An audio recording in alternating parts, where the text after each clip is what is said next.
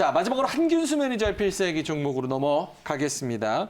2차 전지 소재 저평가 기대주. 저도 굉장히 관심이 많이 가는 종목인 것 같은데요. 네, 예. SKC입니다. SKC요. 왜 SKC인지 이제 말씀을 드려보겠습니다. 예. 우리는 이제 뭐 SK 바이오랜드도 잘 알고, 그리고 이제 과거에 이제 SKC 코오롱 PI, 지금은 사명이 좀 변경됐는데 SKC 코오롱 PI도 잘 아실 겁니다.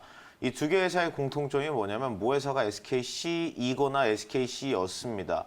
다시 말해서 SKC 코오롱 PI가 SKC랑 그리고 코오롱이랑 폴리이미드의 약자가 PI입니다. PI 필름 사업부를 합작해서 설립한 게 SKC와 코오롱의 PI 합작사 SKC 코오롱 PI였습니다. 둘이 지분율이 똑같았고요. 아마 27% 정도 됐던 걸로 기억을 합니다. 근데 얼마 전에 SKC 코오롱 PI가 팔렸습니다. 이제 사모펀드 쪽으로.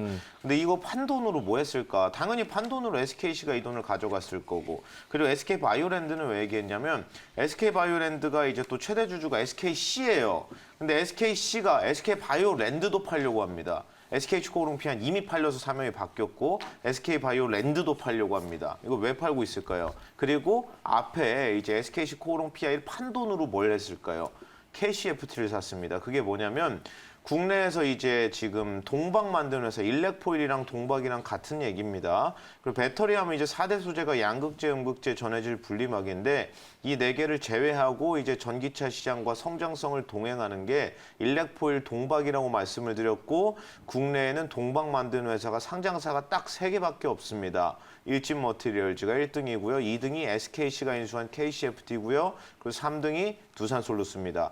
두산솔루스 같은 경우에는 아시다시피 이제 동박 사업 그 자체의 가치 때문에 올라간 게 아니라 최근에 올라갔던 게 이제 M&A 관련 재료, 두산그룹이 힘드니까 그것 때문에 이제 M&A 관련 재료로 올라간 거지 본질 가치를 이제 모두 시가 반영했다고 보지 않습니다. 그럼 이제 두 개 회사가 남는데 일진머티리얼즈랑 SKC입니다. 그럼 생산 능력 기준으로 그 두 개 회사 중에 국내 1등은 어딜까요? 일진머티리얼즈가 생산 능력은 더 많습니다. SKC보다. 근데 그렇게 큰 차이가 나지는 않아요. 1등, 2등이랑 큰 차이가 나지 않는데 1등은 일진머티, 2등은 SKC다. 그리고 SKC 같은 경우에는 이제 SK그룹 계열에 있는 회사 아니겠습니까? 전체적으로 놓고 봤을 때. SK그룹을 보시면 아시다시피 SK이노베이션이 있고 SK그룹 차원에서 이제 동박 만드는 이제 SKC 밑에 있는 KCFT를 인수를 해놨고 1조 2천억 주고 샀습니다. 작년에. 그리고 이제 중국에 있는 왓슨이라는 동박 만드는 회사 지분을 또 채워놨어요. 중국에서 가장 큰 회사입니다. 동박 만드는 회사 중에. 그리고 이제 뭐 양극재라든지 음극재라든지 회사 내부에서 수직 계열화를 어느 정도 만들어내고 있는데 다시 말해서 큰 그림에서 SK가 돈 생기면 다 갖다 붙고 있는 데가 2차전지입니다. 뭐 동박이라든지 양극재 만드는 회사를 계속 인수하고 있으니까.